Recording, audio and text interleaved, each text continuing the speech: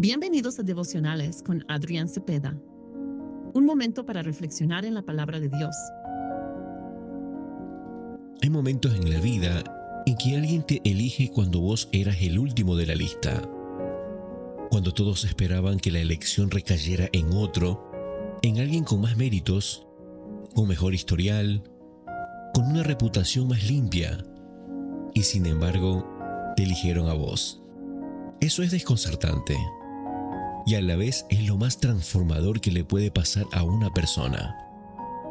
Lo que Mateo registra en el capítulo 9 tiene exactamente esa textura. Y tiene un detalle que no podemos pasar por alto.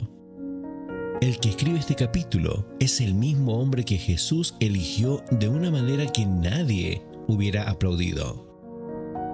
Mateo, conocido también como Leví, era un cobrador de impuestos, un traidor de su propio pueblo según los ojos de su época.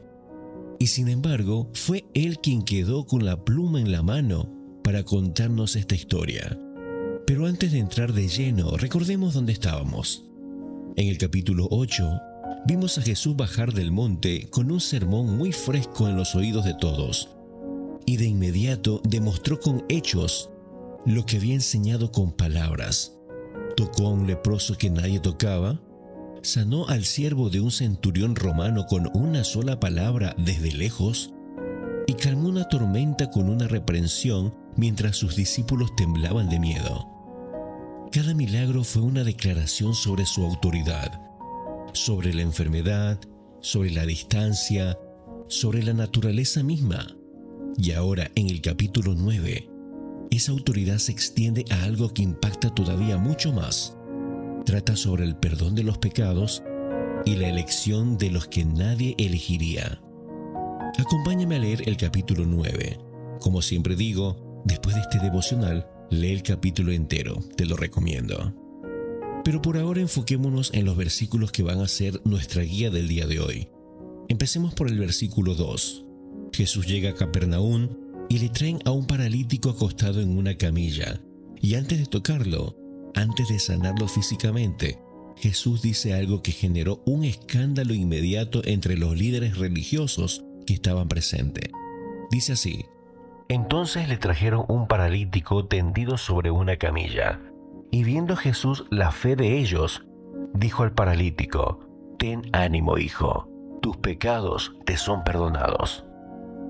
Primero el ánimo, después el perdón y después la sanidad física. Eso no fue accidental. Ahora pasemos al versículo 9, un versículo cortísimo, pero con una profundidad que no termina. Permítanme leértelo en la Reina Valera contemporánea. Dice: Al continuar su camino, Jesús vio a un hombre llamado Mateo que estaba sentado donde cobraban los impuestos y le dijo: Sígueme. Y Mateo se levantó y lo siguió. Aquí vemos dos palabras y una vida entera cambiada. Ahora acompáñame a los versículos 12 y 13. Dice: Al oír esto, Jesús les dijo: No son sanos los que necesitan un médico, sino los enfermos. Vayan y aprendan lo que significa misericordia quiero y no sacrificio, porque no he venido a llamar a los justos al arrepentimiento, sino a los pecadores. Y ahí está el corazón de todo el capítulo. Y para cerrar, acompáñame a los versículos 35 al 38. Dice así: Jesús recorría todas las ciudades y las aldeas y enseñaba en la sinagoga de ellos, predicaba el evangelio del reino y sanaba toda enfermedad y toda dolencia del pueblo.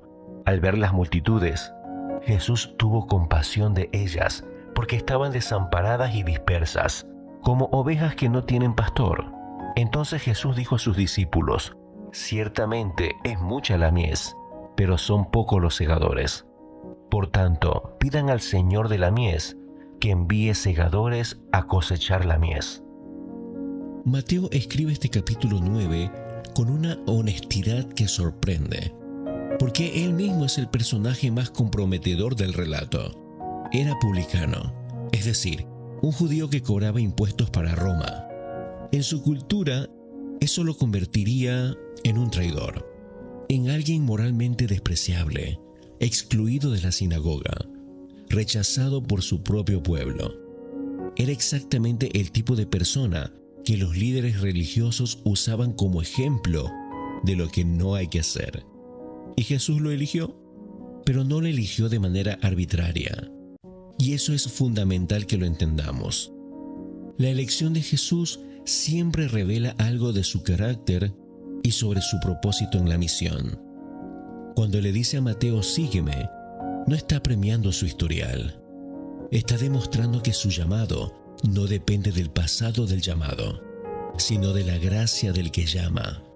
Y cuando los fariseos se escandalizan porque Jesús come en la casa de Mateo rodeado de pecadores, la respuesta de Jesús no es una disculpa ni una explicación académica, es una declaración de misión.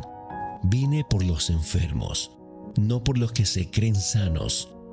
Vine por pecadores, no por los que se creen justos. Y sabes que la cita del versículo 13 donde Jesús dice, misericordia quiero y no sacrificio, es una referencia directa al profeta Oseas. Y con eso Jesús está diciendo a los fariseos, ustedes conocen las escrituras, pero no entienden lo que dicen. El corazón de Dios siempre fue la misericordia. El ritual nunca fue el punto. El punto fue siempre el corazón transformado. Y el cierre del capítulo con esa imagen de la mies es doctrinalmente poderoso, porque Jesús no mira a las multitudes con indiferencia, las mira con compasión. Y la palabra griega que utiliza Mateo en este episodio es splashnisomai, que significa una emoción visceral, algo profundo, que viene directamente desde las entrañas. Jesús es conmovido por la condición del pueblo, y esa compasión no lo paraliza, lo mueve a actuar, a enviar, a pedir en oración obreros para la cosecha. Como vemos, la oración y la acción son inseparables en este capítulo. Sabes que hoy necesitamos escuchar esto con mucha atención, porque vivimos en una época donde abundan dos extremos igualmente peligrosos. Por un lado, está el perfeccionismo religioso que mira a los demás con el mismo escándalo de los fariseos. ¿Cómo puede Jesús tener algo que ver con esa persona, con esa historia, con ese pasado? Y por otro lado está el relativismo. Ese relativismo que dice que todo vale, que no hay necesidad de arrepentimiento, que la gracia es solo un cheque en blanco sin consecuencias. Sin embargo, Mateo 9 derriba las dos. Jesús va hacia los pecadores con gracia radical, sí, pero los llama al arrepentimiento, como dice el versículo 13. La gracia no borra la necesidad del cambio, la hace posible. Y el llamado de Mateo nos habla a cada uno de nosotros de manera muy personal, porque todos tenemos una mesa de recaudación, un lugar donde estábamos sentados haciendo algo que nos alejaba de Dios y de los demás. Y la pregunta no es si Jesús puede llamarnos desde ahí. La pregunta es si estamos dispuestos a levantarnos y seguirlo cuando lo hace. La imagen de la mies también nos interpela de manera muy directa el día de hoy. El mundo a nuestro alrededor está lleno de personas desamparadas y dispersas. No faltan personas con necesidades, faltan obreros dispuestos a ir. Y Jesús no nos dice que nos desesperemos por eso. Nos dice que oremos, que pidamos al Señor de la mies que envíe obreros. La oración por la obra de Dios en el mundo es el punto de partida de cualquier participación genuina en esa obra. El capítulo 9 de Mateo nos da un consejo que realmente es doble y muy concreto. Primero, si hay algo en tu historia que te hace sentir que sos el peor candidato para que Dios te use, recordá a Mateo, sentado en su mesa de impuestos, con todo lo que eso conlleva, y Jesús pasó, lo miró y le dijo, sígueme. Eso también te lo dice a vos el día de hoy. Tu pasado no es un obstáculo para la gracia, es el contexto en el que la gracia se vuelve más visible. Y segundo, hoy antes de que termine el día, Pedile a Dios que te dé sus ojos para ver a esas personas que te rodean. No como interrupciones, no como problemas, sino como ovejas que necesitan un pastor. Esa mirada de compasión que tenía Jesús no era solo de Él, la está ofreciendo también a quienes lo quieren seguir. ¿Qué tal si oras conmigo? Querido Padre, hoy venimos con nuestra propia versión de la mesa de Mateo, con ese lugar donde nos quedamos sentados demasiado tiempo, lejos de ti, muchas veces creyendo que nuestra historia nos descalificaba. Gracias porque pasas por delante de esa mesa y nos llamas y nos dices sígueme. Gracias porque no viniste por los que se creen perfectos, sino por los que saben que te necesitan.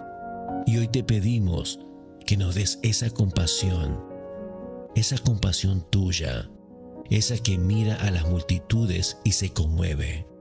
Que no nos volvamos indiferentes a lo que está pasando a nuestro alrededor. Que seamos obreros disponibles en tu cosecha. Y sobre todo, Señor, que en el lugar donde estemos hoy seamos un reflejo de tu gracia, esa gracia que nosotros mismos hemos recibido. En el nombre de Jesús. Amén. Recordá que si querés que oremos por alguna petición en especial, podés escribirnos a oraciones@cemu.com.ar. Gracia y paz. Si este devocional fue de bendición, no olvides de dejarnos tu like, suscribirte al canal y comentar cómo Dios ha hablado a tu vida el día de hoy.